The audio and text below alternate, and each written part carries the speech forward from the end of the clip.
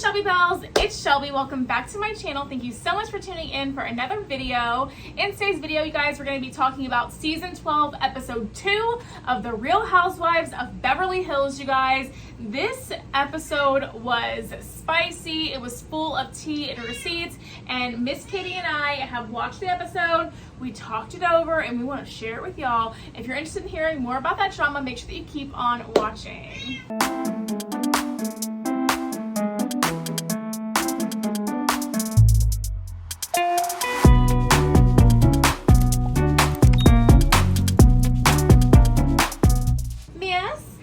Miss, you have words for Miss Sutton Stracke. Isn't that right, Miss?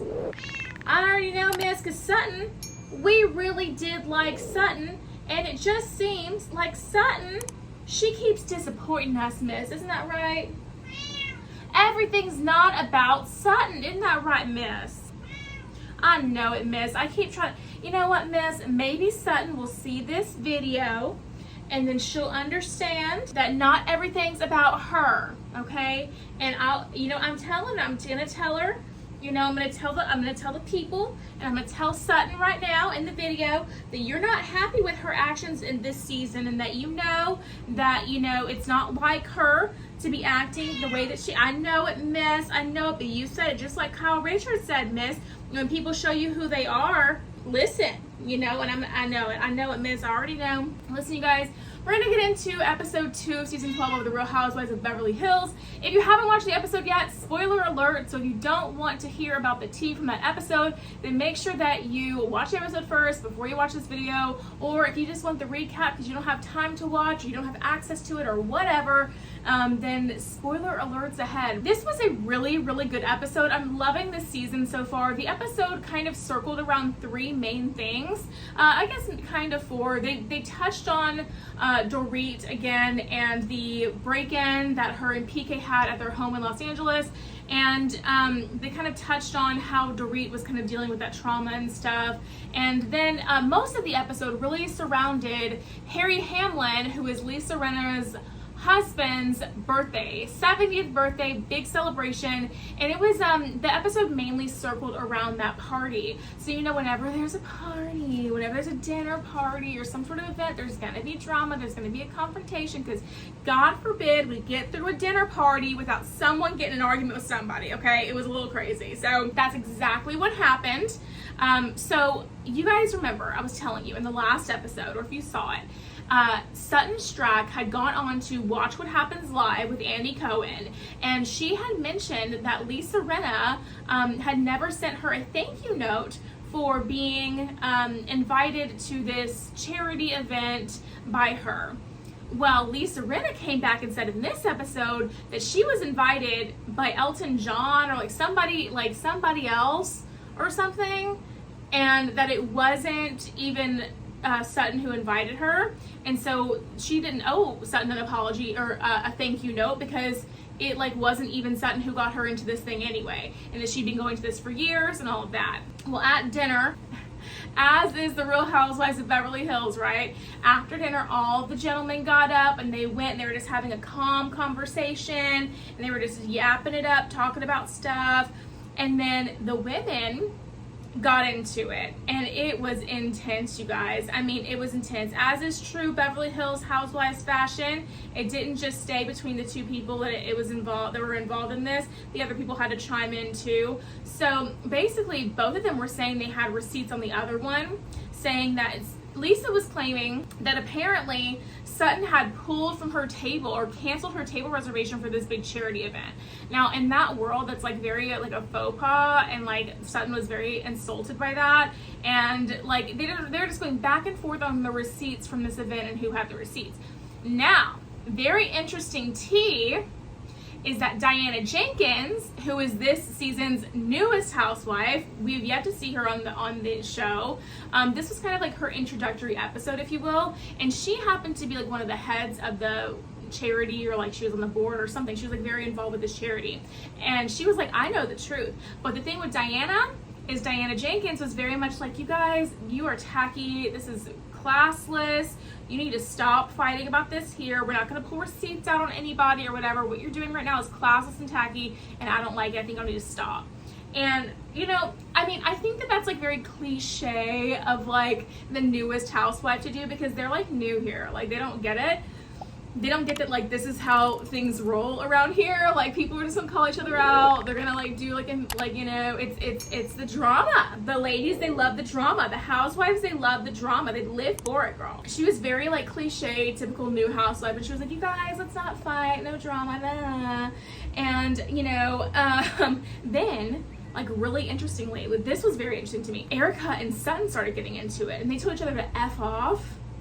And I was like, wow. So it's clear that like the beef that they had last season has not been settled, and I don't think it will be. Yeah, so that was like a big part of this episode. And then another big part of the episode was the introduction to Diana Jenkins. Diana Jenkins is like a lady who was from Eastern Europe, and she was very poor, and then met her ex-husband who was very wealthy. They ended up getting a divorce in very true housewives fashion. She's not with him anymore, but she got a lot of money out of their divorce settlement, I believe. And she also is the founder of like this drink, like, I don't know if it's an energy drink or what, but it's like this drink that you, like this flavored water stuff, I don't really know, but she's the founder of that. So she has like her own thing going for her now. But she actually has a new man who we met in this episode as well. His name is Asher, and he is like so much younger than her. He's like 15 years younger than her, so he's like in his 30s, around my age, and he's like a Broadway, like a singer or something. And so a lot of the episode was kind of circled around that. We got to see her home for the first time, and they just kind of talked about her a little bit and gave her a proper introduction. I like her. I think she, you know, she gives me vibes of like Yolanda. She gives me Yolanda vibes, Yolanda Hadid or whatever. She gives me vibes for that. So I don't know. We'll see how Diana Jenkins turns out, and what, you know, if she ends up breaking the classy act, because that's what a lot of the housewives do when they first come on. They're like, oh, you guys, like, come on.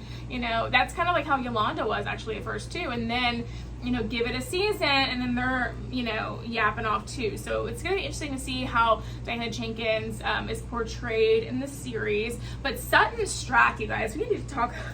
Sutton, I'm so disappointed in Sutton, because it just seems they're really pushing the villain with Sutton this season.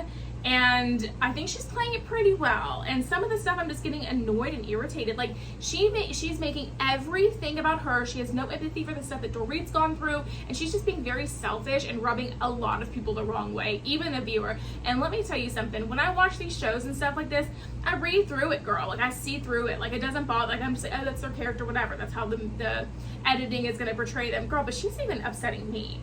And I know that if somebody actually upsets me, then it's like, girl, she just wants to make everything about her. And I'll give you a perfect example. So last episode, when she turned the whole Dorit thing, and she kind of minimized Dorit's break-in when she was talking to Kyle, in this episode, Dorit was doing a cheers with the group of women and was basically saying she's thankful for happy moments, thankful to be here, thankful, you know, for all of that stuff, just kind of having her little, you know, moment to kind of say that she's happy she's able to be with all of her friends at this time, and she loves them and she's grateful for them. And then Sutton, before they could even finish the toast and take a sip, as is protocol when you do a cheers, Sutton interrupts and she says, you guys, speaking of being happy, and she makes it about her.